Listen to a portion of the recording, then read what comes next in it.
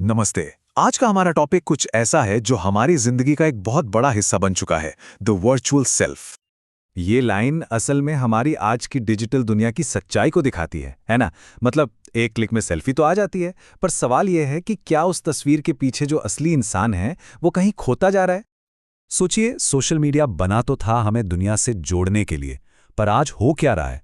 हम उसी दुनिया से कटते जा रहे हैं।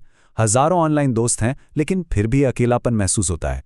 ये एक अजीब सा विरोधाभास है जो हमारी डिजिटल जिंदगी का हिस्सा बन गया है। तो चलिए इस पूरी उलझन की जड़ तक पहुंचते हैं।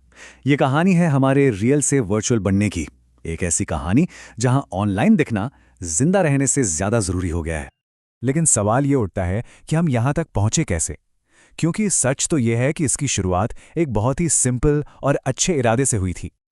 जरा याद कीजिए वो शुरुआती दिन। फेसबुक हमें हमारे पुराने बिछड़े हुए दोस्तों से मिला रहा था।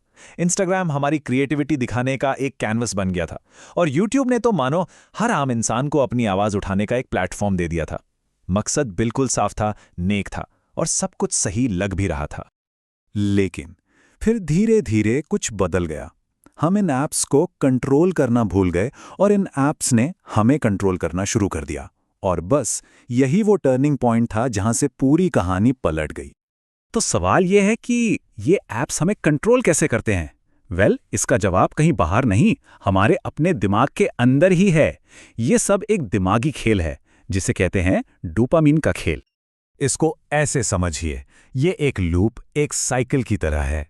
स्टेप 1, हम फीड स्क्रॉल करते हैं। स्टेप 2, हमारे दिमाग में डोपामीन नाम का एक फील गुड केमिकल रिलीज होता है। और स्टेप 3, हमारा दिमाग कहता है वाह, मजा आया, मुझे ये और चाहिए। और बस हम स्क्रॉल करते रहते हैं। तो असल में होता यह है कि हर एक लाइक, हर एक कमेंट एक डिजिटल ड्रग की तरह काम करता है। यह हमें एक पल की खुशी देता है, एक छोटा सा हाई देता है, और हम उसी हाई को बार बार महसूस करने के लिए वापस उसी दुनिया में लौटते रहते हैं। तो ये जो कभी ना खत्म होने वाला लूप है, इसने हमारी असल जिंदगी पर क्या असर डाला है? इसने हमें एक बहुत बड़े सवाल के सामने लाकर खड़ा कर दिया है कि हम असली कनेक्शन बना रहे हैं या सिर्फ कंटेंट। ये लाइन मुझे लगता है सब कुछ कह देती है। अब हमारी भावनाएं असली नहीं रहीं, वो एक परफॉर्मेंस बन गई हैं। अब हम इसलिए नहीं मुस्कुराते क्योंकि हम खुश हैं, हम मुस्कुराते हैं ताकि फोटो अच्छी आए। मतलब हम अपनी जिंदगी जी नहीं रहे हैं, हम अपनी फीड सजा रहे हैं। हर पल को महसूस करने के बजाय हम उसे एक कंटेंट बनाने के मौके की तरह देखने लगे हैं। और नतीजा, हमारी ऑनलाइन दुनिया में हजारों लाखों फॉलोअर्स हो सकते हैं, एक बहुत बड़ा भरा पूरा डिजिटल सर्कल। लेकिन उस डिजिटल भीड़ में शायद एक भी असली दोस्त नहीं। और विडंबना तो देखिए, यही हजारों की गिनती हमें अंदर से और भी ज्यादा अकेला महसूस कराती है। और यही है उस अकेलेपन की असली जड़। हम कनेक्टेड तो हैं, पर अटैच्ड नहीं। हमें देखा तो जाता है, पर समझा नहीं जाता। हम डिजिटल दुनिया के तो हीरो बन गए, पर असल दुनिया में हम खुद के लिए ही अजनबी बन गए। तो सवाल ये है कि क्या इस वर्चुअल जाल से बाहर निकलना मुमकिन है?